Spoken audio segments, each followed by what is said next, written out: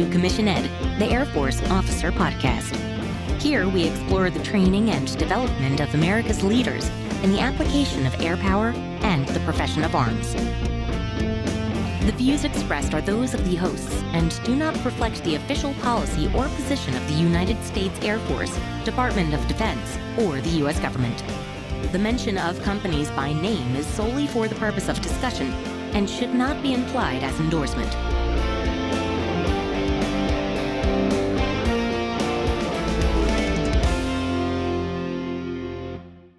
Welcome back to another episode of Commission Ed. I'm Reed Gann, and today I'm going to do a brief introduction before we turn it over to an amazing interview that occurred on a new podcast. Maybe you have or haven't heard about it. It's called the Airminded Podcast, hosted by Lt Col Tyson Gorilla Wetzel. Colin and I came across this interview in our search to try and understand more about what's going on, specifically in the air, in the Russia-Ukraine conflict. We found this episode fascinating, reached out to Colonel Wetzel. He was very gracious in allowing us to rebroadcast this episode in its entirety. So we're not going to spend too much time introducing this amazing material, but this was recorded originally on the 25th of March, and you can find that episode on the Airminded Podcast on all your usual media platforms. But we're rebroadcasting it here in its entirety. This was our attempt to try and bring some of the current conflict in and kind of give us some lessons learned. This will be the first in a two-part series. In the next part, in a future episode, I will interview Colonel Wetzel, and Grill and I will discuss not only this interview, but kind of his perspectives on the training and, how we can, as airmen, can learn from this current conflict. We were really excited to bring this to you. We were really hoping to bring this material we mentioned in previous episodes. We're trying to get some real experts on to talk about Russia-Ukraine, and we're glad we're able to make that happen for you all. So without much further ado, I'm going to turn it over to Gorilla and his interview with Kelly Grieco as they discuss lessons that we can learn from the Russia-Ukraine conflict with respect to air power. 1 month into the air war over Ukraine, and we've learned valuable lessons about how air campaigns will be planned and fought in the future. My guest today, Dr. Kelly Grieco, describes how the Ukraine air war is showing the changing character of conflict, including how we think of air superiority and what lessons we can, should, and should not take from the early days of the air war over Ukraine.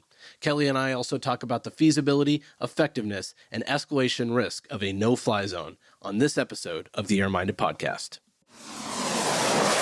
This is the Airminded Podcast. Welcome back, listeners, to another episode of the Airminded Podcast. This is the third installment of the Ukraine Air War episodes. If you haven't checked out the first two, I'd really encourage you to download and give a listen. The first one was released on February 26th, and I recapped the first 72 hours of the war. I just listened to it recently. It's interesting to go back and hear what I got right, what I got wrong, a little bit of both. Just last week, on March 18th, I released a second episode with former F-15C, F-16, and F-22 pilot and air power tactician extraordinaire Micah Zeus-Fessner. We had a great conversation. We recapped the war 3 weeks in. We evaluated Russian Air Force performance, and we got the opportunity to answer a bunch of listener questions, which I don't do enough, but I really like when I get the opportunity to do that.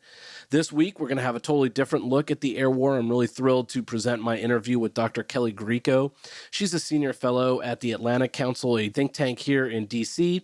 She's also an air power theorist who spent 5.5 years instructing at the U.S. Air Force's Air Command and Staff College. That's a graduate school for U.S. and coalition Air Force officers, as well as some other joint service officers, typically at the midpoint of their career around major or lieutenant commander rank. Kelly's written a bunch of articles and been on panel discussions and had Twitter threads analyzing the war, the Ukraine air war specifically, with an eye on what this air war could mean for the next big air war. And that's where we're going to be talking, not so much in the tactical level that Zeus and I are really focused on, the tactical and operational, but a little bit more in the theory level. What can we learn from this war that will maybe influence how we prepare for or fight the next air war? She also feels pretty strongly that the U.S. and NATO should not establish a no-fly zone, at least at this time, and we get into some of her reasons for that position. Each episode so far in this series, I've offered a relief organization that I believe in and that I give to. If you're so inclined to help in some way the Ukrainian cause, then I'm going to give you another option. Again, I'd encourage you to do your own research. If there's a relief organization that you feel comfortable with, go with them. But this episode, I wanted to talk about Team Rubicon. This is an organization I've given to in the past, and Zeus Fessler, my last guest, asked me to talk about it, and it was great for me to remember them because they are doing some more work in Ukraine. So if you don't know about Team Rubicon, just check out them at their website, teamrubiconusa.org. That's all one word, Team Rubicon USA. They're a disaster relief organization. They are started by, and they are made up of former military members. That is the DNA of this organization. And they use the organizational problem solving and leadership skills that they developed in their military careers.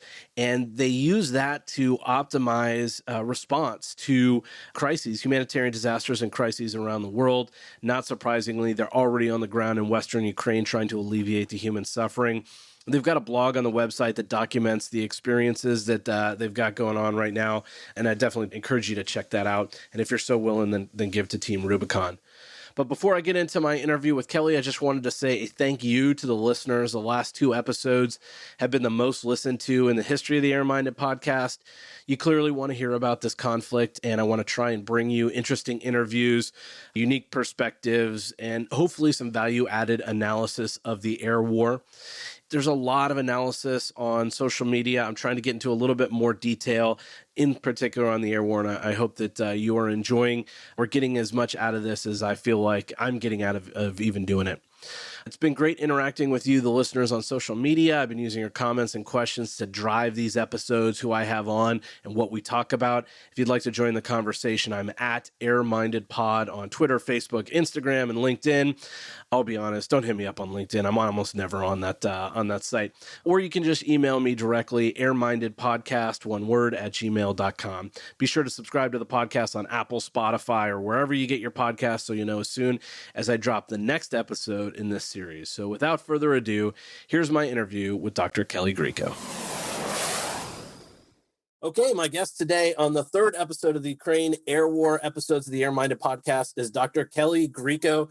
She's a resident senior fellow with the New American Engagement Initiative in the Atlantic Council Scowcroft Center for Strategy and Security, which I know is a mouthful, but that's also where I work. She is one of my colleagues at the Atlantic Council. She focuses in that job in the New American Engagement Initiative on challenging the prevailing assumptions governing U.S. foreign policy and seeks to develop effective solutions. Bottom line, I think an in-house red team or red cell, I really love what they do. But really specific to why I'm having Kelly on today, she was an assistant professor at the Air Command and Staff College at Air University at Maxwell Air Force Base in Alabama. She holds a PhD in political science from MIT. And she has been brilliant on the air war. So there are a couple of things that I'll put in the podcast notes. She had a really long thread about what we've seen from the war and how it shows the changing character of war. And then she also wrote as part of a series that the Atlantic Council did before and against no-fly zones. She wrote the article kind of recommending a moment of pause on the no-fly zone. She's really good on both of these. So we're going to talk all things air war, but in particular, those 2 articles or threads. So anyways, with that intro, Kelly, welcome. Hi, and thank you so much for having me on. I really appreciate it. It's always fun to be able to talk about air power. So I'm still relatively new at the Atlantic Council. I've been there about 8 or 9 months, and you're a little bit newer than me. So it's not often that I get to welcome people. But in the first meeting with Kelly, she mentioned that she had just left Air University as an instructor at Air Command and Staff College. And I said, oh man, I got to have you on the podcast. And then everything she's done over the last few months have made me pretty clear on why we wanted to have Kelly on. Okay, so Kelly, how do you go from PhD at MIT to becoming an ACSC instructor? And then here at the Atlantic Council, what is your air-minded origin story? So fun question. I love that you always ask everyone this. It's interesting because I was probably more of a land power person by nature, but I was fortunate in that the first person who really introduced me to air power, the study of air power, was Bob Pape. I was an undergraduate at Dartmouth, and one of the very first classes I took in security studies happened to be with Bob Pape when he taught there.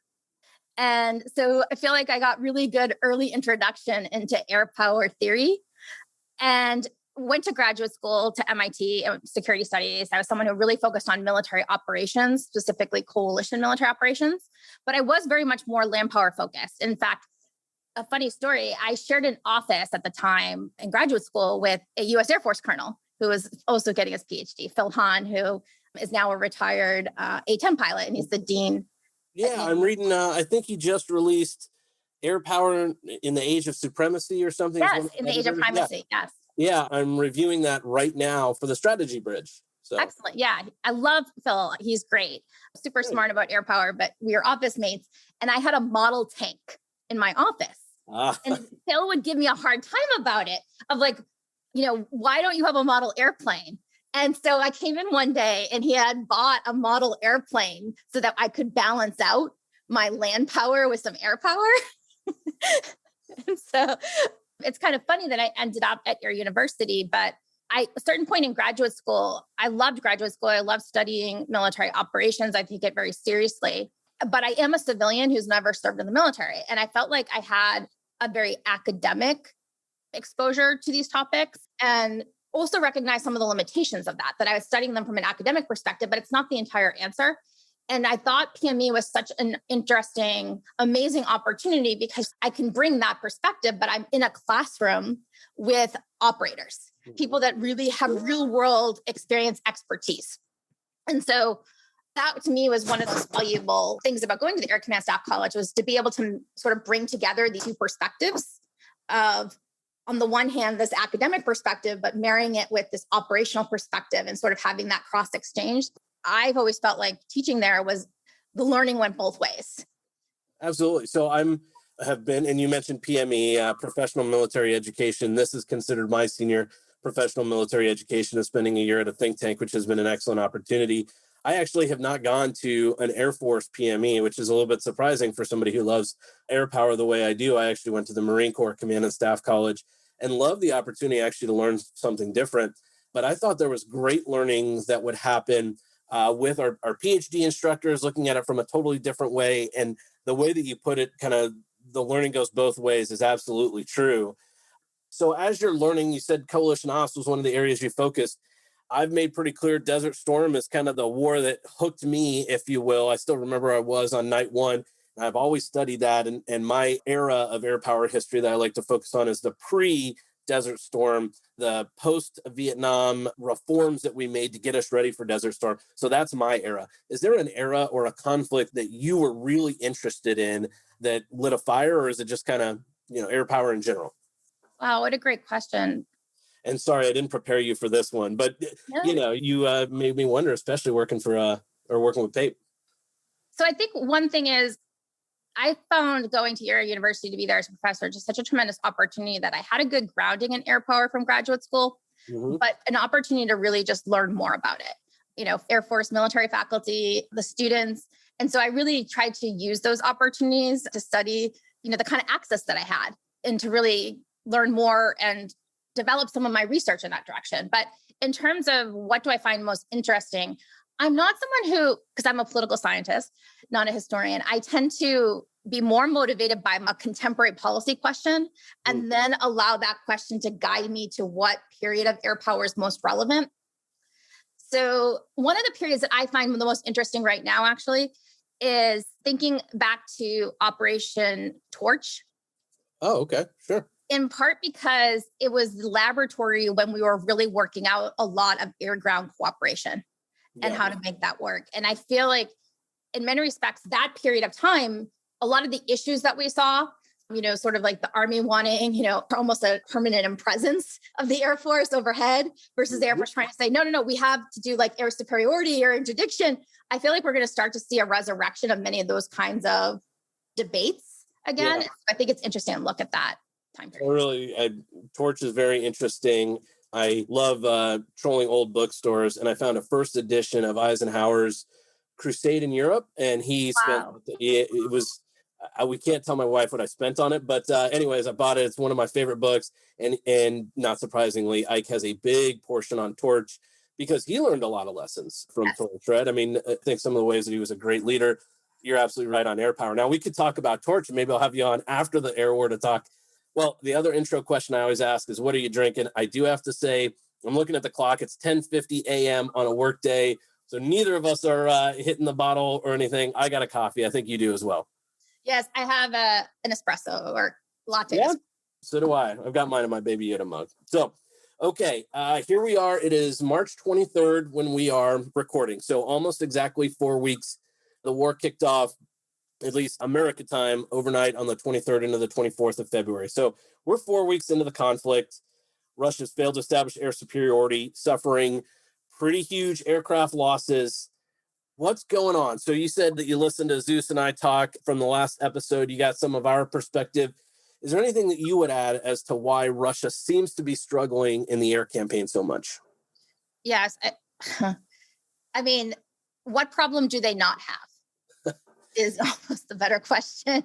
Good equipment. That's the one problem they don't have. They have outstanding fighters. They have some very good attack helicopters, and they've got great air defense systems. None of those are being employed correctly, either operationally or tactically, but that's the one problem they don't suffer. And I think that's why pulling the right lessons learned out of this conflict is going to be so difficult. I mean, I have to say, I would not have predicted it would go this badly for the Russians. Sure.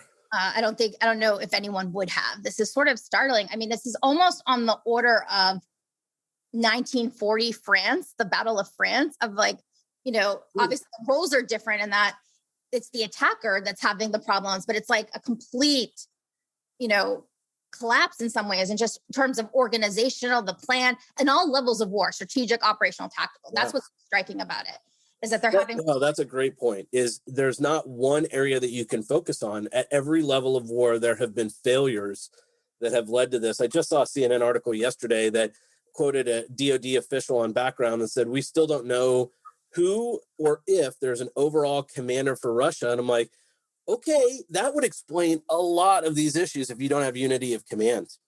And I'm actually really curious. That was something I had actually looked at a little bit, trying to get it in open source to hear that, because I sort of think, as someone who studied military effectiveness, I wrote my dissertation on coalition military effectiveness.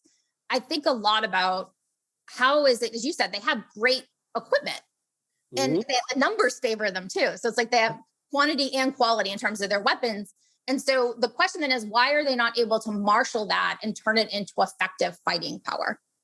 And, what are the things that get in the way? And I think about the theories that are out there that, we look at in the military effectiveness literature, and command structure is one of them. There clearly are real problems in terms of civil-mil relations.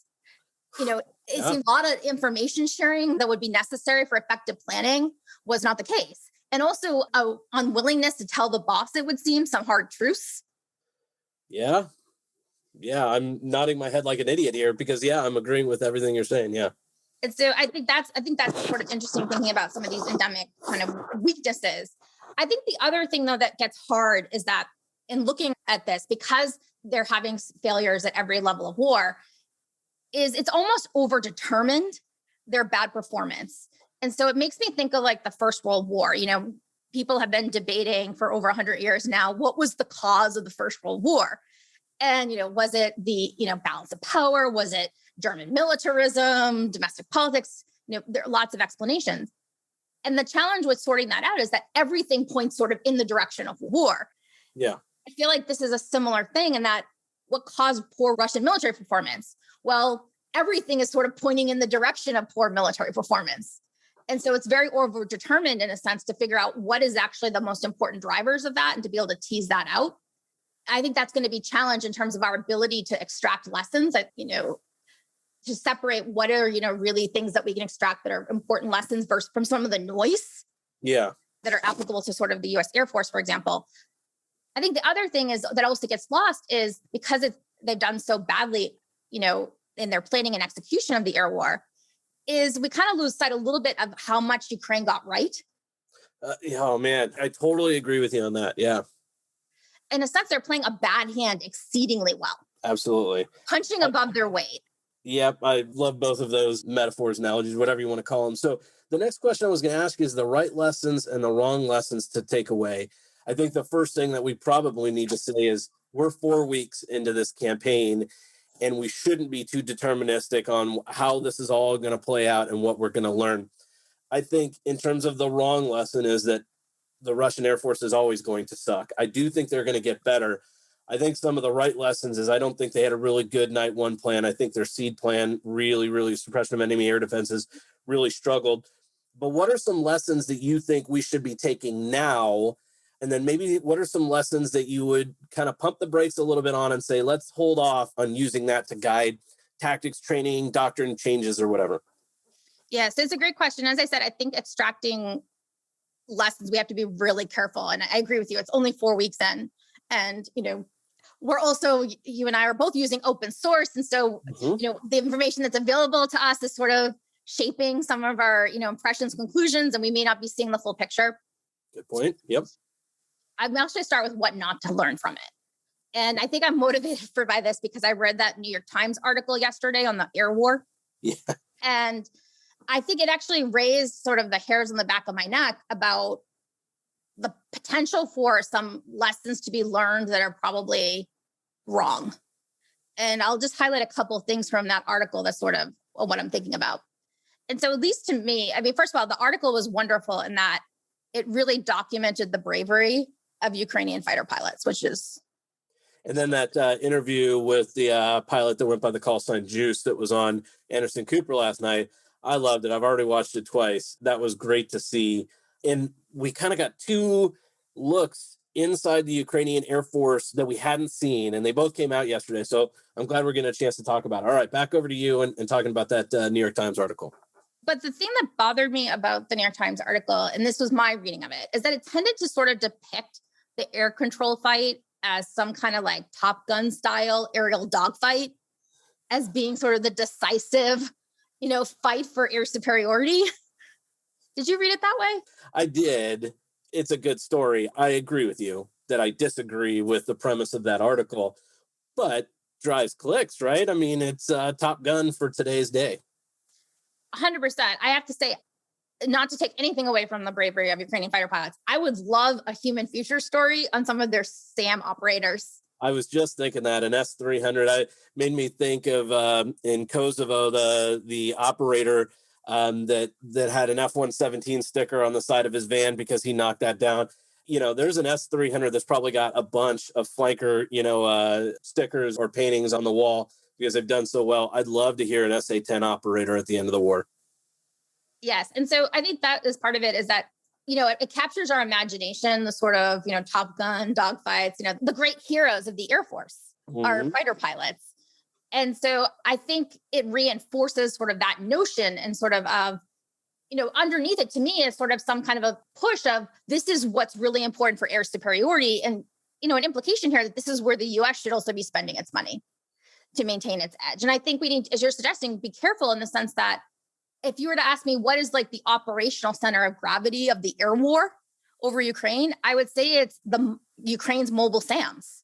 Totally agree. Yeah. Zeus and I already talked about the MiG-29s last week. I think far too much ink has been spilled on that MiG-29 deal. If we could get MiG-29s in country, great. But I think S-300s will make a much bigger impact on the air war. There's this line from the article that really struck me. And it said, quote, pilotless drones are also a tool in the Ukrainian military's arsenal, but not in the battle for control of the airspace. And I think that is a fundamental misreading of what's happening in the air war.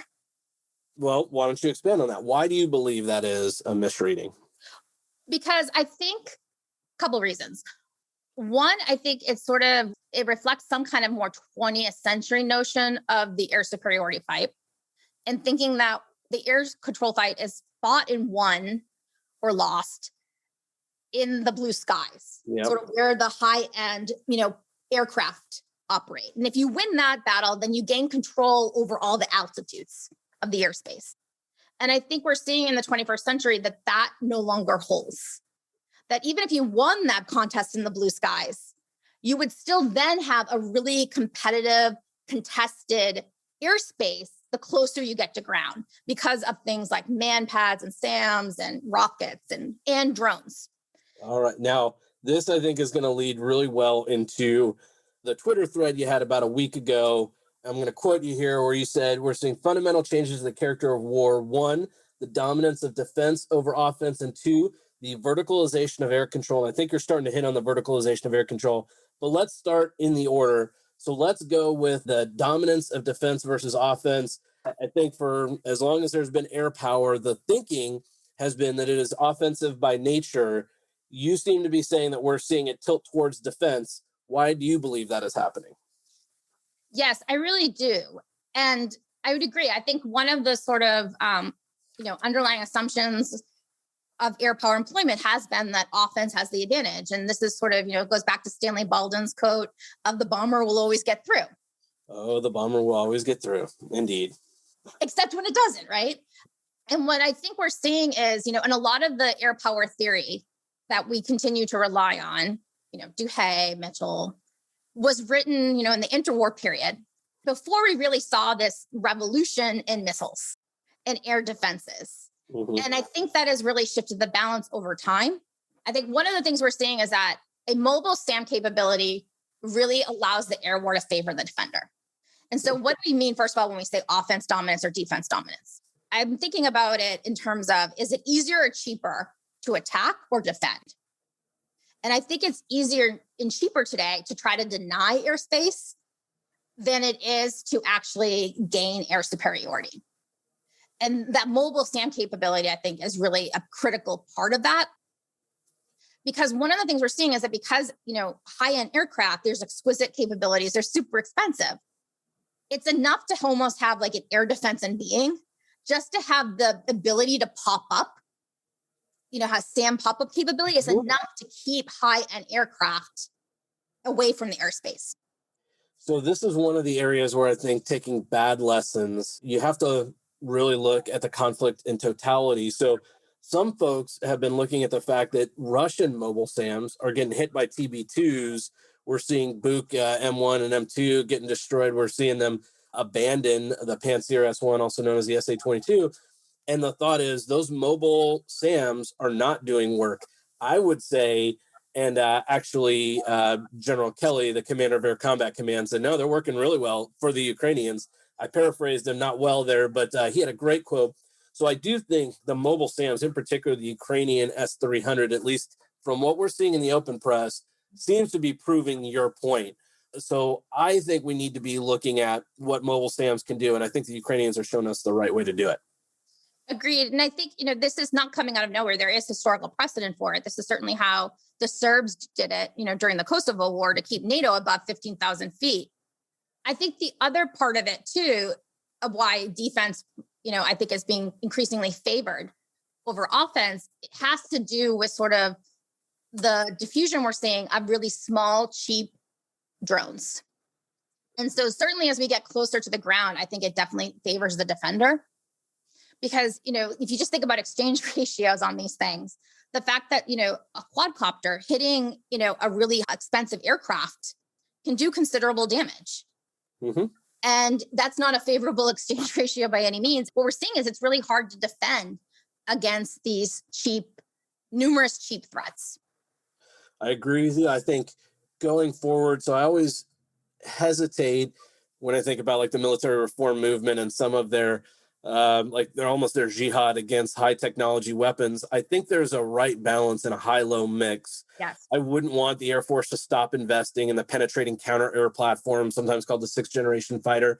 But I also think things like drone swarms and loyal wingmen and like the Switchblade kamikaze UAV that are small dollar, really good exchange ratios. If we can use a few of those quadcopters or Switchblades to take out an S-400 battery, we've inverted the cost curve for us, which would be nice for a change.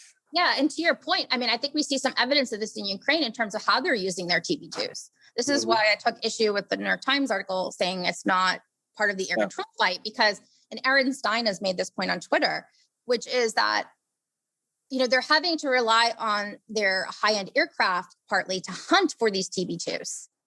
And in order to hunt for them, because they're flying low, these TB2s, they have to go low. And it's, almost acting as luring them in essentially to the manpad envelope at that point. Mm-hmm. So we're actually seeing really in a way that Ukrainians are doing combined arms air warfare. Yeah. Yeah, that's a good way to put it. I was just before we got on looking at the confirmed losses that Oryx posts every day. 4 fullbacks, Su-34s, 3 flanker Su-30 SMs. I mean, those are 7 high-end platforms, and I think those numbers are still low. And a lot of that is because they're not employing the way they should. They're down low doing work that they probably shouldn't be doing at that altitude. Okay, that leads me into something I really wanted to talk to you about, because I think you're kind of leading the edge on talking about this verticalization of air control. So let's just take a step back. Why don't you talk to the listeners about what verticalization of air control means and how you see that in this fight? Well, I'll let you get into what the air littoral is. Okay, so first, let me just acknowledge Colonel Max Bremer, who U.S. Air Force. With you, right? Yes, he's a co-author. We're frequent collaborators. I'll just say it's one of the most fun. It's like one of the best, collaborations I've ever had, and that, just bringing together for comparative advantages, right? Really enjoy working with him. And so this project actually started sort of, verticalization. Like, why did I start thinking about verticalization of airspace? And it was actually an innocent conversation Max and I had. And then I had read this quote from... If I can, how did you get to know Max? Was he also an instructor at Air University? He barely touched down at Air University. He was there for under 6 months. He came in as a lieutenant colonel, got promoted. And, the Air Force, big Air Force had other plans for him. Mm-hmm. We remain in touch over the years and, exchange ideas and things like that. But I was talking to him one day and I was saying that I had read this sort of article that was about the recapture of Mosul. And there was this quote that really stood out to me. And it was from General Raymond Thomas, who was the U.S. Special Operations Forces commander at the time. And he was talking about how enemy drones and, ISIS drones had actually brought Iraqi operations to sort of a screeching halt, he called it, for several days. And he had this great quote where he said, enemy drones were, quote, right overhead and underneath our air superiority. Right overhead and underneath our air superiority. And I just thought, how do you have air superiority if that's the case? Yeah. And so that was sort of what started. We started thinking about, okay, well, what does this mean about, do we have air superiority? What are we seeing here? Do we need to rethink the concept of air superiority? And, after, research and talking and thinking through some ideas, one of the things that we, started looking at is this trajectory, and that something seems to have been fundamentally changing with this proliferation of drones. In the past, only really major powers could have air forces. Yeah. And the idea that a non-state actor now can have, a quadcopter air force, they're not equivalent by any means, but it still creates enormous problems, particularly for people operating on the ground. Absolutely. This is new. I mean, there's more reach, there's more ability now for actors that in the past could not, to actually be able to access and exploit airspace. One of my favorite statistics or notes about air superiority is a U.S. ground force member has not been killed from air attack since April 15, 1953. And that's something that, you put a hand up. Is there something that I don't know? I think it shows a little bit of bias. I know the Air Force is very proud of this, and it should be. But wait, my point was going to be to what you were saying is that date is going to be very threatened. And I think it's a lot more threatened by probably somebody that's employing quadcopters and suicide drones than it even would be with Su-34s, because we'll establish air superiority in future fights, at least as we think of it, or we have thought about it in the past, but you still can have somebody that use a little RC drone and a 10-pound weapon that is going to end that date. That date is going to end at some point relatively soon. Anyway, so you potentially took issue with that date. Well, I do take a little bit of issue with it. I think it is something that the Air Force, first of all, should be really proud of. Probably talk later about the no-fly zone, debate. Oh, we will. But I think part of it, a few years ago, I think it was around 2015, Nora Ben-Sahel and General Barno had this article in War on the Rocks where they referred to the catastrophic success of the U.S. Air Force. I remember it well, yeah. And I love that phrase because I think it captures so much of made it look so easy. And that's, I think, part of the reason why we're getting the close the skies. We can hit the button to close the skies, which is not right. But anyways. Well, okay. Tyson, I was only ever a professor, Air University. So I never had a need for that level of classification to know where the secret button is at the the secret button. Yeah, sorry you're not ready for that. So, yeah. So unfortunately, I never got that. It's in the fighter bar in the Pentagon. So. I think one of the things, and it is certainly something to be proud of, but I would just note that, depends how we're defining air power here, because certainly, in the Vietnam War, for example, helicopters were quite deadly, towards the ground forces. We also see there have been missile attacks against ground forces. Are missile attacks not air power? So to your point, I think this gets to, so the verticalization and maybe the changing idea of what air superiority is, and certainly air supremacy. I think that's going to be exceedingly difficult in the future, but just focusing on air superiority. Okay. So, and I don't want to misquote you here, but basically in your thread, you said this could mean linear air superiority planning may be ineffective. And so I wanted to give you the opportunity to explain kind of what that is, or why you think the way we've done business may not be effective in the way that we plan and execute air campaigns going forward, or what does this verticalization of air control mean going forward? Okay. So one of the things that you were, I think, getting at with this proliferation of these sort of low altitude air threats, certainly the manpads, drones, other things, we're seeing this sort of proliferation threat, and that at lower altitudes in particular, it's becoming increasingly contested. And I think one of the dangers here is that, in the past, if you won in the blue skies, right, as I said earlier, you would usually have, control over all altitudes of airspace. And so now, even if you do win in the blue skies, you still have this zone of contestation that stands between high-end aircraft and ground forces. And the question then becomes, well, how do you deal with that threat? And I think it's helpful to actually recognize that the nature of the threat is different there than it is in the blue skies. To actually start conceptualizing that airspace, which is why we coined this term air littoral, because it's really where the ground and air as domains converge. And I think if you conceptualize it that way, it starts to highlight important differences between the two.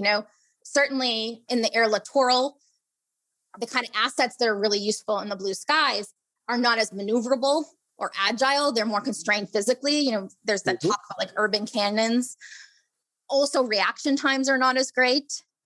So it is also way more congested because there's just a lot more stuff flying down there. And that creates different kinds of operational challenges. It might also mean that there's a requirement for different kinds of assets to be able to gain air control in that space. And so I think that's the first thing, is just to really be able to recognize the problem so you can kind of start conceptualizing it and thinking about how do you actually solve it. I do think this air war, and you guys released your paper prior to the war kicking off, really seems to have made the point for you. So that's going to feel pretty good that your theory seems to be proven out. I really think the air littoral is sort of where the bulk of the, at least interesting fighting has been going on. I would agree with you. And I think this is really challenging in some ways for the Air Force, because traditionally it has been very blue skies oriented. That's really where the decisive battle was. And in some sense, it's like kind of where the sexiest battle is. And the air littoral fight is becoming equally, if not more important, but it's not really the one organizationally that is necessarily the most appealing. Yep. It's a lot sexier and more fun to put money into the 6th generation fighter than it's going to be into counter unmanned aerial system capabilities, or, I'm curious, like, what does it mean for the Air Force long term? Because I've thought about this too, which is, okay, so you think about like the air domain. So the Space Force is broken off, and that's taken part of the Air Force mission. And now we have this really competitive air littoral, and we see the Army is sort of trying to reach more and more into the airspace.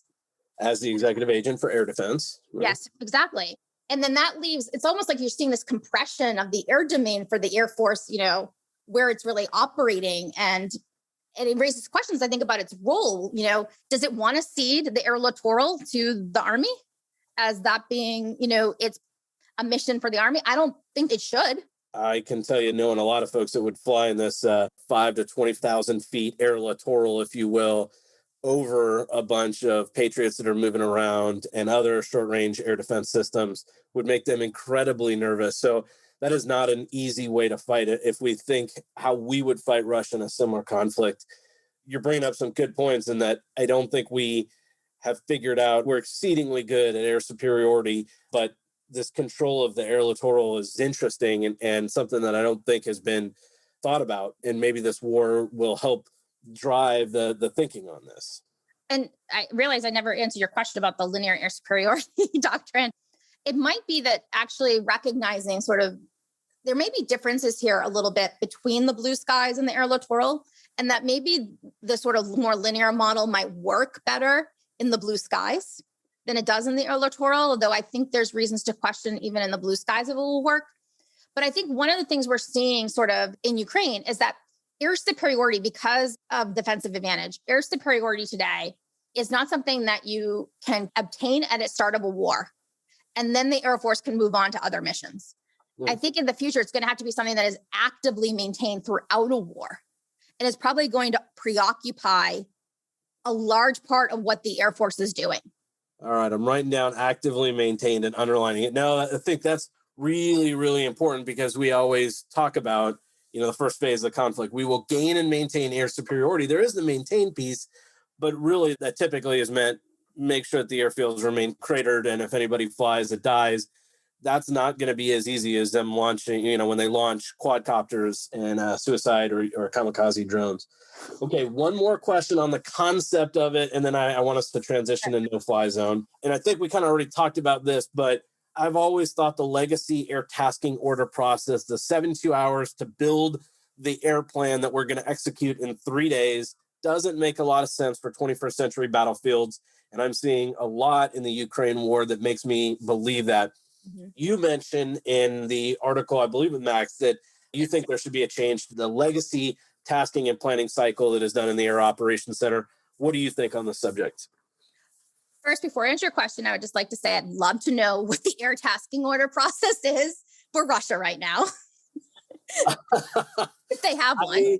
I have not a clue. So first off, I do think their long-range aviation is being run elsewhere, sort of like the way that SAC controlled the bombers in Vietnam. I think you probably have the air defense zone in Crimea. Those folks that are on the ground there are controlling aircraft there. Same thing in Belarus, and then probably in the Western Military District. I don't think there's an overarching combined Air Force air component commander, but I could be wrong. So I think you've got a little bit of a pickup game. How they're identifying and picking targets, near and dear to my heart, is the use of intelligence. I don't think they're doing a very good job of that. Anyways, you got me going on this, but I totally agree with you. Yeah, what does their ATO look like? It ain't good. So it almost feels a little strange right now to criticize, the U.S. Air Force ATO when you're sort of seeing, what's happening. Light years ahead of what Russia is doing. Absolutely. Doesn't mean we shouldn't get better. No. I think the main thing is that what we're seeing is that I think it's going to be too slow and inflexible in the future. Yeah. Especially as we're talking about targets that are mobile, within that period of time, right? The target will disappear. You'll be hitting, things that have already moved. I think that's a big part of it. I think the other thing is that if we're talking about the air littoral, is that I think a lot of these things, air tasking orders, I think like even, air operation centers, I think we're going to have to see that moving down to lower echelons. I do think the Air Force is at least talking about that. That's part of the JADC2 or the Joint All-Domain Command and Control, designed to empower, give the picture at lower levels, give big picture commander's intent, and then allow execution at lower and lower levels, because you may not have an air operations center. It may be destroyed, it may be cut off. So I think we're moving in that direction. Okay. And I would agree with you on that. I think this is something that the Air Force actually recognized. Last year, Kessel Run, there was a trial of sort of this cloud ATO kind of concept. I think that's all in the right direction. I think the one thing though is, I think we have to think more about how we're going to do Army air cooperation at lower echelons. Some of the things that we've used in the past, like coordinating altitudes and forward line, are those still going to work in a very fluid, sort of non-linear battle space? And I think the other thing that, Max and I talk about in the article that we're concerned about is the Army and the Air Force have really different concepts of control because they operate primarily in different domains. So first off, let me just take a little break here and say, this is exactly why I brought you on. Unfortunately, you're asking a lot of questions that I don't have very good answers to. And I'm wondering what the community thinks about these kinds of things. It's not going to be easy to figure out how we're going to fight that next war. And to get back to the question I asked quite a while ago about what's the wrong lessons to take is that Russia's always going to suck. So we can continue to fight the way that we've been fighting. We still, as Zeus talked about, China is the pacing threat. I got to think they're going to be better. I also think if Russia fought NATO, they'd be better. I know people say that, but can you tell me why? Like, why do you think that? Because I'm thinking, because I can see this a lot, especially in social media. And I'm like, why? Why would they be better? Just in the sense that they would have planned better and taken it more seriously. But like the tactical operational deficits, So I think operational planning will be better. So first off, the strategy will be better. I think the operational planning will be better. So the idea in particular, I know Zeus and I spent a lot of time talking about the first night. You have to think that they would be better in knowing that they have to hit lots of NATO targets and make an effort to try and develop at least the legacy belief of air superiority. So I think they would be better. I also, when I say that they're going to be better, I think a lot of it is we're looking at the beginning of getting better on the fly. All countries in war get better. I mean, that works for Ukraine as well. They're going to just be as cagier and find other ways. But you can't allow these losses to continue to happen. And we've been seeing, at least through the confirmed loss counts, that Russia's losses are decreasing. Their tactics are changing. Now, I think that's also good for Ukraine because the tactics that they're employing are less effective, if still more deadly in terms of indiscriminate nature of them. But the other day, I saw them using one of their attack helicopters to do a loft delivery of a rocket to get more range on it so you can stay out of Stinger range. Well, great. But do you think you're going to hit anything? Of course not. So those tactics are going to keep more of their airplanes back home or bring them more back home, but they're going to make them less effective in hitting the targets they want to.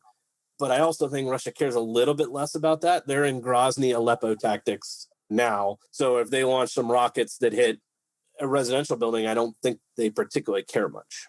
I'll just say, though, I think you're highlighting something really important as a lesson, though, which is the limits of standoff strikes in terms of just exactly what you're saying, which is there's certainly use for them.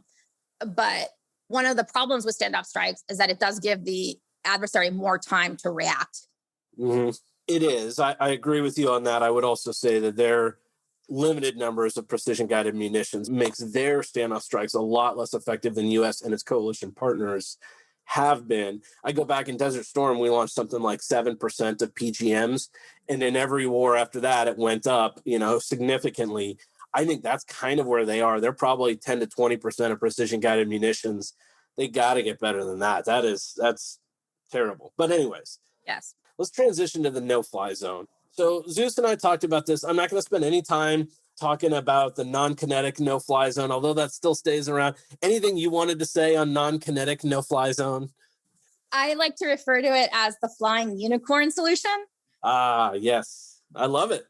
I will say that Zeus made me laugh when he did ask the question, if you have a non-kinetic option to create a no-fly zone, why can't you use it on all the stuff on the ground? Yep.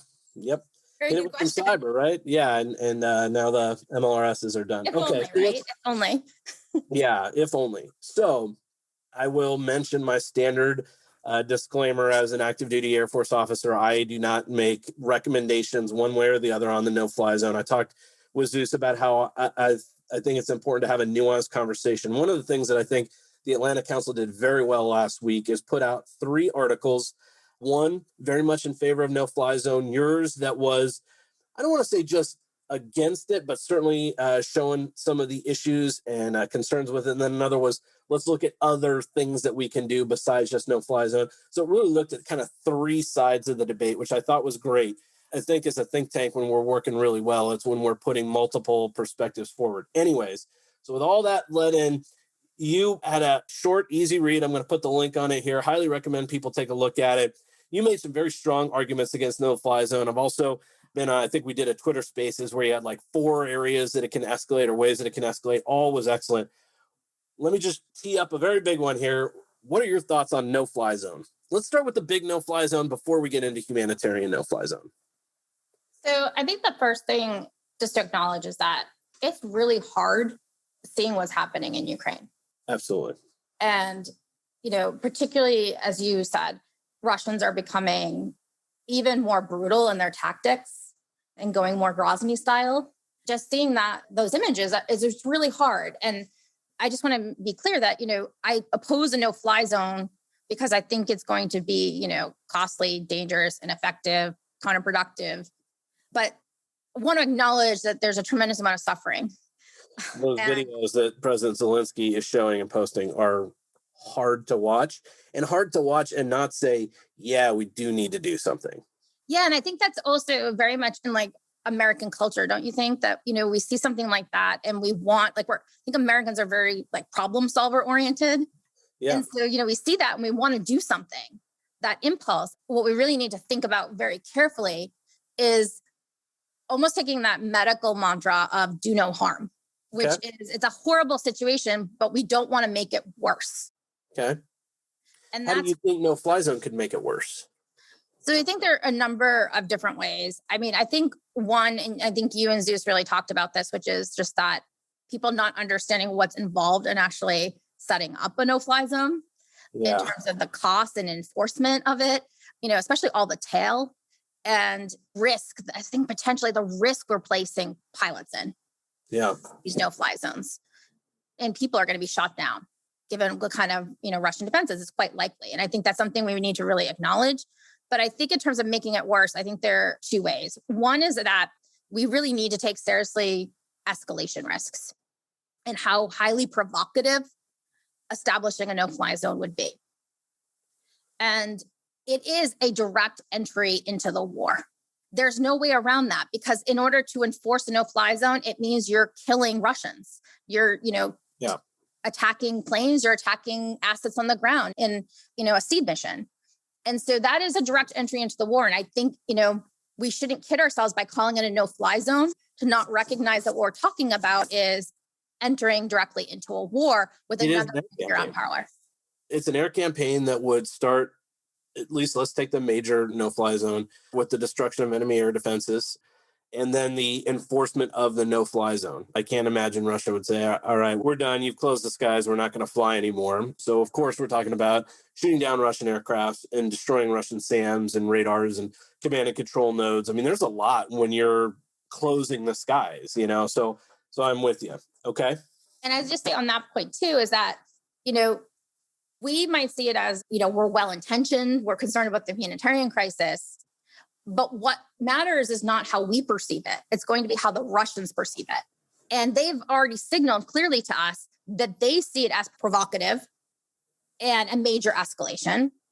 And we also really, I think, need to keep in mind, and so they're going to escalate. Like, they've signaled that they would escalate. And we've seen, Putin is willing to take risks. And I think one thing we have to really keep in mind, too, is, again, one of the things Putin has been really obsessed with is what happened in Libya to Gaddafi. And so we used a no-fly zone, but that wasn't the only mission. But things got very muddled. It was a no-fly zone, but then it turned into sort of a regime change operation. Mm-hmm. And, apparently he was obsessed with the videos from things that, have been reported in the Washington Post, things like that. I think he will see this as an attempt at regime change, or at least posing some serious risk of that. And it may seem ridiculous to us because we're like, no, these are our intentions. But first of all, he has no reason to believe us because there's a lot of mistrust. And second is what matters is what he believes, because at that point, he holds the escalation cards. Yeah. And it is different. This is different than when we did no-fly zones in the past, against, Saddam Hussein's Iraq, or, against, the Serb rump of Yugoslavia in Kosovo. This is different, and that we're talking about a nuclear armed state. And there's a reason we spent an entire Cold War trying to avoid direct confrontation. Because when you start going up on that escalation ladder, you lose control pretty quickly. There was something that someone wrote in The Diplomat a couple of weeks ago where they said it's not an escalation ladder, it's an escalation slide. Let's talk about the humanitarian no-fly. And there was a letter that was released. It was pretty Atlantic Council heavy. I think we had like 2/3 of the signatories. You and I were not signatories to it, but that said we should look at a humanitarian no-fly zone covering humanitarian corridors in the far west of the country, maybe Lviv and west towards the Polish border.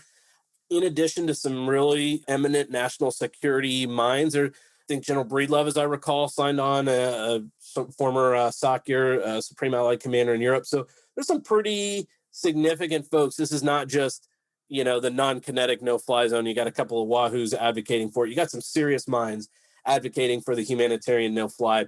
Why do you consider that, if not indistinct from a no-fly, why do you still see some of the same issues with the big no-fly as you would with a more limited humanitarian no-fly? I think there are two parts of it. There's a limited part and then there's the humanitarian part. One is that I really just don't think there is such a thing as a limited no-fly zone. Yeah. In the way that people seem to be imagining. Yes, you can limit it in the sense of, demarking, like we're going to protect this airspace in the West. But because of long-range missile defense systems, you are very quickly in the same situation. And that, some of these SAMs are located in Belarus or, most of the country is under their SAM range. And you still have the same exact problem set, which is, are you going to kill Russians? It has the potential to escalate very quickly. So I think that's the first thing, is that you have the exact same problem set in terms of escalation. The other part of it is that I am very concerned that it would inadvertently make the humanitarian problem worse for a couple of reasons. And one is that a no-fly zone is about protecting airspace. And so I worry that it will give a false sense of security to Ukrainians, that it is safe to be in these corridors because there's a no-fly zone. But a no-fly zone is not a no-drive zone. Yeah. And as you know, most of what the Russians are using is ground-based fires. And in fact, I'm actually genuinely very concerned that you would be almost creating like humanitarian targets for them, because they don't have the same prohibitions.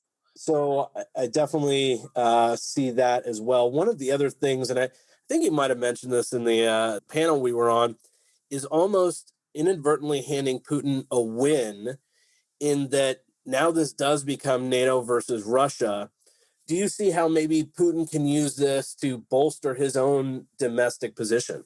There's a quote attributed to Napoleon, which is, if your enemy's making mistakes, don't interrupt him.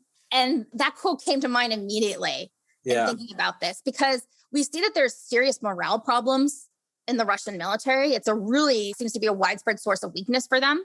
And then part of that is, because they see some kind of, common identity with Ukrainians. They're not entirely sure, it seems, that why they're there, from things that we've heard. One thing we know is that they have been fed a diet of Russian propaganda that's anti-NATO, anti-American. Yeah. And as soon as you enter this war, even in the capacity of a humanitarian no-fly zone, Putin now can say, listen, I told you this war was always about NATO. Yeah. They are a threat to us. Look, I told you this is exactly what they were going to do. He now has sort of a galvanizing force to mobilize the people behind. This is an anti-NATO war. Yep. And we don't want to actually do something that actually helps him to solve his morale problems. I think this is one of, if not the strongest argument against the no-fly zone, and unfortunately doesn't seem to be gaining traction, is we are getting in the way of him making mistakes. Yeah. Yes. And I think, if I'm thinking about the humanitarian crisis, which is awful, one of the things I think we need to think about is, I am someone who thinks we're going to have to find off-ramps. I agree. This has become a very weighted even phrase on Twitter, and people are being called appeasers and Chamberlain just for saying we need to find an off-ramp. I do think we need to give them an off-ramp. I do think you probably need to put the carrot out there of, we're going to release the sanctions or a majority of the sanctions or something. In the end, the killing has to stop. We want the killing to stop. Yeah. And I think as Americans, what is our quote favorite war? It's World War II. Yeah. It's the war, like the one that captures our imaginations, is World War II. And it was a decisive military victory, like close to fighting to the finish. Not entirely true, because, even Japanese surrender was conditional in the sense they kept the emperor. But it's the closest to that, like, sort of total victory. That's actually the exception to the rule, because most wars end in negotiated settlements. And I think this war will end in a negotiated settlement at some point. And we've actually seen since the start of the war that both sides, their negotiating positions have softened. Yeah. As there's kind of getting the reality of what this is actually, the balance of power as actually looks like. And so I think one of the things we want to think about is how do we incentivize both parties to find a mutually agreeable solution? And to be clear, I'm not suggesting the Ukrainians surrender in any way. In fact, one of the concerns I've always had with this idea of a no-fly zone in the West is that it's actually ceding way too much to Putin that he hasn't actually earned on the battlefield, because it now makes it seem as though East Ukraine is Russian and West Ukraine is, NATO aligned. He hasn't had those kinds of gains on the battlefield. But I think, so when we think about the no-fly zone, the reason I'm bringing up in terms of this settlement is one of the things he has to think about as a limitation for him is how soft his morale is and how long his population is going to tolerate, or at least the oligarchs are going to tolerate these economic sanctions. And so would a no-fly zone actually buy him more time in a sense, because it would harden support for him? Let's transition from no-fly zone. Love the perspective of why there are some maybe problems with it. Really think that was a good conversation on how we give Putin in some ways a victory by, quote, closing the skies, unquote. All right. Told you I was going to ask other things that you wanted to cover in the air war. We're just a few days after Russia launched a hypersonic weapon, maybe. The Kinzhal. The Nazis' V2 rocket was a hypersonic. Yeah. So, let's dig into that. Let's talk about, just briefly, the hypersonic launch. Is it important? Is it overstated? What are your thoughts on this launch? Here's the thing. It is technically a hypersonic in the sense that, it's in excess of Mach 5. Ballistic missiles, usually are hypersonic. Yeah. The problem is, man, I overuse the phrase nuance, and somebody should probably use that as a drinking game. Every time I say nuance in a podcast, they need to take a shot. When you're talking about hypersonics, there's a big difference between the hypersonic glide vehicle that we saw last summer, China test, and set kind of the world abuzz, and then taking a surface-to-surface missile and finding a way to strap it to a MiG-31 and launch it, which is what Russia did with the Kinzhal missile, which is essentially an Iskander missile. Virtually all surface-to-surface missiles meet the fairly low bar of hypersonic, which is just be greater than 5 times the speed of sound. So this is essentially the same as, they have a ground-launched ballistic missile system. It's essentially the same missile, but they just put it on an airplane. Yeah. And so that's also what's kind of interesting about it. And this is like 1980s technology. And I think what you're exactly right is that, today when we're talking about hypersonic, we're usually talking about the hypersonic glide vehicle. For example, that's not what this is. It is interesting to me, how the Western media, or at least I shouldn't say that because it's more the US media that I've seen, has really oh my gosh, it's a hypersonic, right? Even last night, they're still talking about it on CNN as, what does this mean? It's a hypersonic. It's sort of interesting, I don't know, made me think a little bit about Russian reflexive control, or how they like to do information operations, that they're almost getting credit for a hypersonic that they don't really deserve, in the sense of it is a hypersonic, but not the one that we're really talking about, that we're really concerned about, the hypersonic glide. In the article that the Military Fellows publish every week, this week we're putting that out. And one of the things I talked about was the hypersonic weapon. I said, dawning of the hypersonic age, maybe. And I get into the fact this is not the battlefield changing weapon that a hypersonic glide vehicle will be. In fact, it's not much more. I mean, we're already defending against surface-to-surface ballistic missiles, or at least planning on it. This one just happens to be launched from the air and has a little bit longer range. I think it's much more about signaling. And I will say there's even question as to whether that launch actually happened. I'll put also in the podcast notes, there was an article by The Drive. Those guys and gals over there have been doing awesome work during the conflict, where they put up some serious questions as, did they actually even launch this? But anyways, let's just assume for the sake of this conversation they did. I still don't think this is a battlefield changing capability. They're probably not going to launch many more. I think this is much more about a larger strategy that Russia has, which is to threaten the West, NATO, EU, et cetera, of doing more intervention. I think part of that was what Lavrov has said, that supplies are a legitimate target. That training base that they hit right along the Polish border, that actually we had National Guard troops leave there at the beginning of February, and then launching this hypersonic, to me is saying, we see you, don't do more, because we're willing to escalate. I don't know what you think. No, I agree with you. I think it is definitely signaling. I don't actually think in this case, the hypersonic, the use of the hypersonic maybe is all that useful for the signaling in the sense of like, well, we'll show them a hypersonic and that will convince them not to, enter. I think what is more important is that they're showing the ability for a long range strike. Okay. Yeah. Into the West, right? And so to try signaling of, even if you come to the West, like we're going to be able to target you. All right. So we covered the hypersonic weapon. Is there anything else that you wanted to cover? So I saw this yesterday, this story about, it looks like the Ukrainians captured an intact, really sophisticated EW system. And I'm just curious what you think about this. So I have already made myself look like an idiot in the way I've tried to pronounce Russian and Ukrainian names. This is at least spelled, it looks like to me, the Kryushka 4. I'm just going to call it the K4 system. That's a whole electronic warfare set of vehicles that can go after systems that operate throughout the electromagnetic spectrum. It can jam radars, it can jam communications, it can jam satellite precision navigation and timing. When you send out one of these jamming companies, if you will, basically you can, at least in a localized area, blind and cut off your adversary. It is, at least from what I've seen, probably the most advanced electronic warfare suite, ground-based electronic warfare suite in the world. What it appears is that the Ukrainians got an intact command and control vehicle, the mobile command post. That to me would be very interesting because there's a couple of things that I could learn from that if I had my hands on it. Not me, but an engineer would be able to say, here's how I develop targets. So how is it linked into the integrated air defense system? And how do I pass those? Maybe there's some way I can figure out what's passed to a SAM, what's passed to this EW system.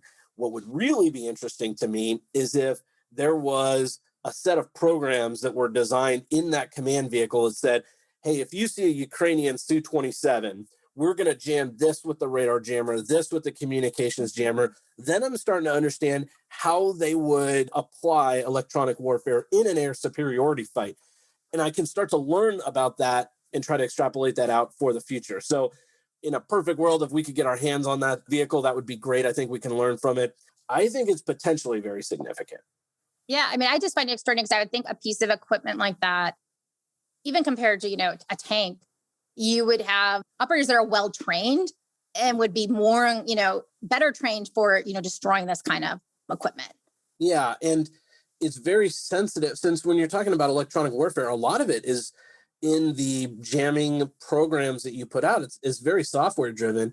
I don't know what kind of software would be in that command vehicle, but the Rosetta Stone of their jamming, profiles or programs, the Ukrainians might be able to get that. So I think it's surprising that they wouldn't destroy that. I go back to when we crashed an EP3 onto, I believe it was Hainan Island in 3, maybe. I can't even remember. But our folks, before they were landing, that crew was doing everything they could to destroy avionics. Mm-hmm. And we don't know what is going on in the middle of this, inside of this vehicle. True. But you would have to think, just put a hand grenade in there, right? Something. But I mean, was there a tractor involved in this capture? It must be. So Igor and his tractor, but that kind of gets, we've seen intact Pantsir, SA-22. We've seen the SA-8, the Winnebago of Death. We've seen all kinds of vehicles that are being taken and being abandoned. And I think part of that is low morale. I think part of that is poor discipline. And even trying to bring it all the way back to handing Russia a victory when we shouldn't.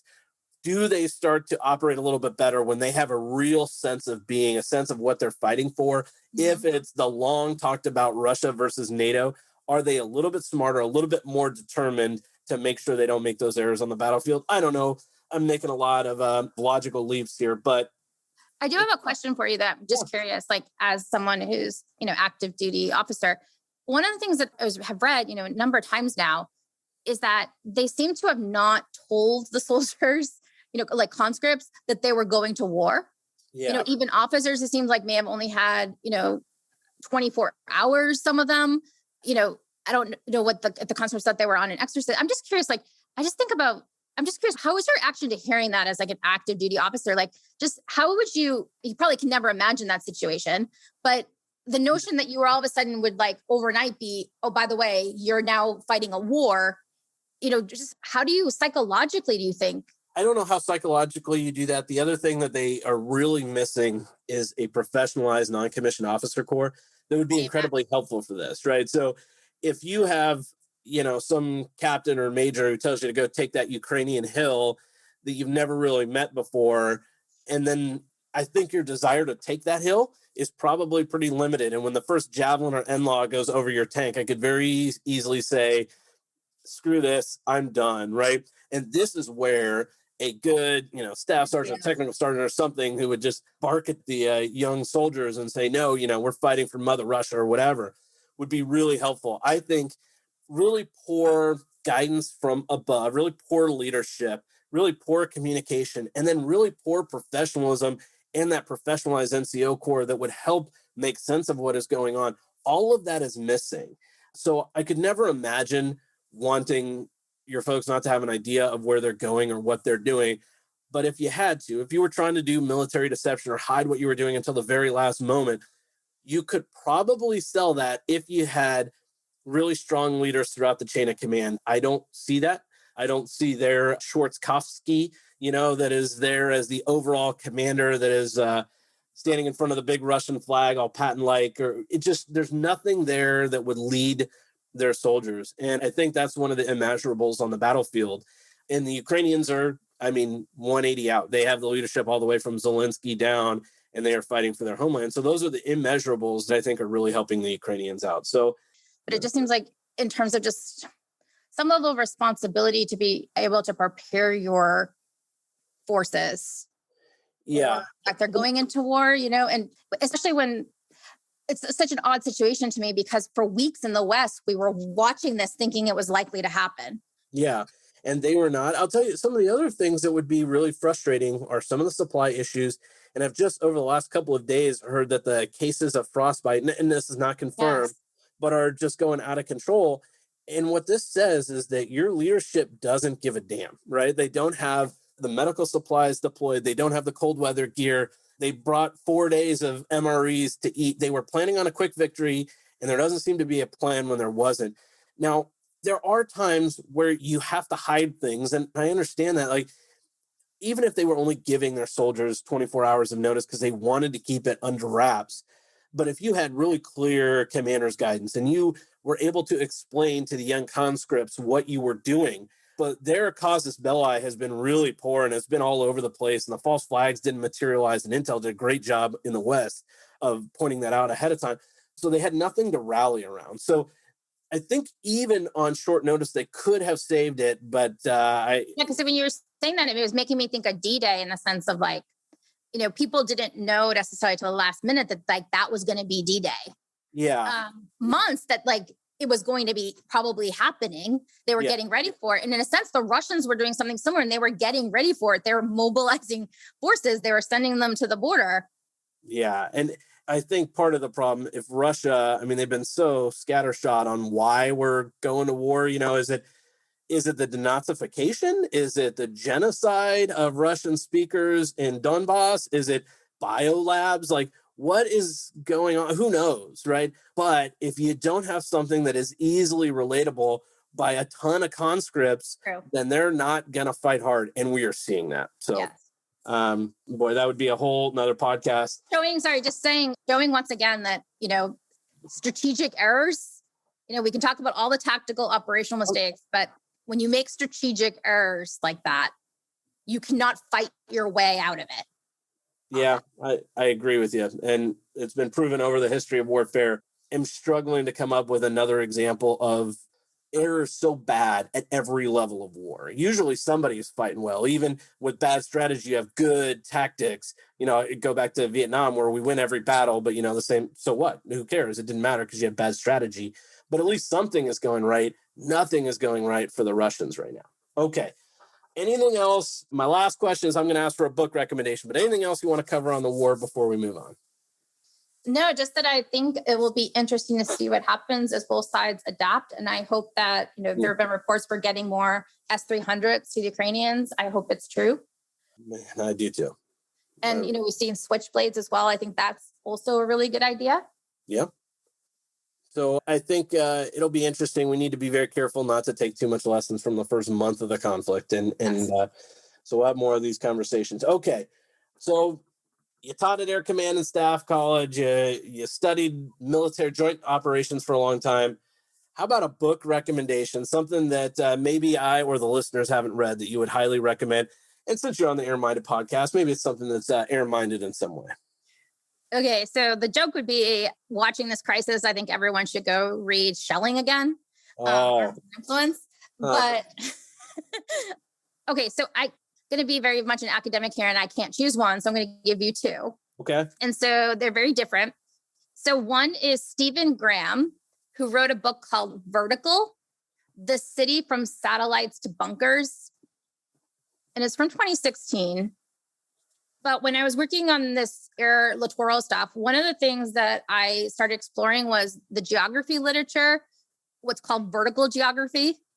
And it really helped me, reading this literature, to sort of conceptualize more, thinking about spaces in 3 dimensions. I even think about, those like charts we've all seen of A2AD maps with the pink and red lines, right? It's 2-dimensional. We need to start thinking about that more as 3-dimensional. And it's a really interesting book of just sort of thinking about that vertical piece. I love it. And one that I've never heard before. Yeah, it's kind of random. Exactly why I ask. Okay, number 2. The other one I would recommend is Audrey Kurth Cronin wrote a book, Power to the People. And it's really excellent. And she is a terrorism expert. And even though she focuses a lot on non-state actors in her argument, it's much wider than that. So why am I recommending it? It's because she's talking about how the 4th Industrial Revolution today is very much an open military revolution, not a closed one, and what that means in terms of how quickly capabilities are going to diffuse. And she focuses a lot on things like drones and missiles in particular, in the context of non-state actors. But I think the argument actually applies very well even to, other great powers. All right. So I think that's a really great book. Now, do you have a suggestion for me? Oh boy. I really should have been planning on this. So one that I have right next to me that I haven't started, so I don't know if I can recommend it. Eagles, Ravens, and Other Birds of Prey, United States Air Force Sea Doctrine from 1973 to 1991 by James Young. It looks awesome. I can't say that it's great yet because I haven't read it, but it popped up. Amazon knows me far too well. Bezos knows me really well. And pushed that forward. And I'm like, boy, talking about seed and power. Right? So I haven't read that right now, but that, and then I'm really enjoying, like I mentioned, and I think I'm going to get the name wrong. What is it? Air Power in the Age of Primacy? Age of Primacy. Yeah, right. So I'm reading that right now and really, really enjoying that. Yeah, it's an edited volume, and it very nicely sort of just looks at the last 30 years of air power, that evolution. It's really well done. Yeah. Yeah. So those would be the couple. I actually not air-minded at all, but a book from somebody that we work with, Matt Koenig, The Return of Great Power Rivalry, I really enjoyed because he talks about some of the inherent or systemic advantages of open democracies versus authoritarians. And you're seeing Matt's argument play out in real time.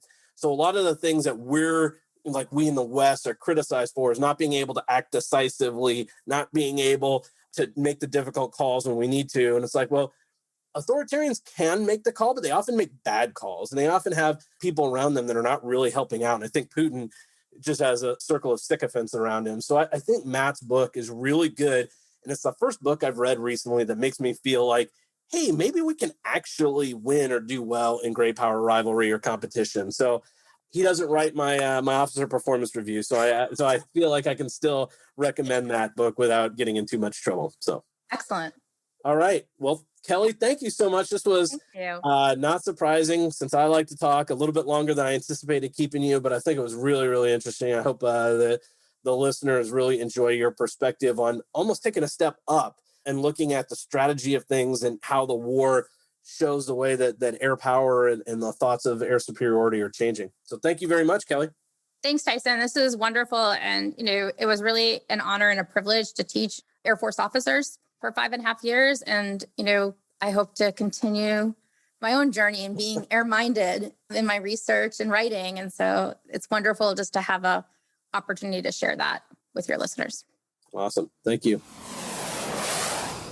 Well, that does it for my interview with Dr. Kelly Grieco. I really enjoyed going deep into the discussion of air power theory, the changing character of air superiority, and the lessons we should and should not take from the Ukraine air war. Kelly is clearly brilliant on air power theory, and I really enjoyed being able to kind of take a step up, if you will, and not focus solely on the tactical and the operational, but look a little bit at the strategic level, and in particular, what this war means for the future of aerial combat. So I hope that you got something out of it as well. Be sure to hit me up on social media and let me know what you thought of this episode and what you'd like me to cover in future episodes focused on the Ukraine air war. As always, the views expressed on this podcast are mine alone and do not reflect the official position of the United States Air Force or the Department of Defense. Thanks again for downloading and listening to the Airminded Podcast.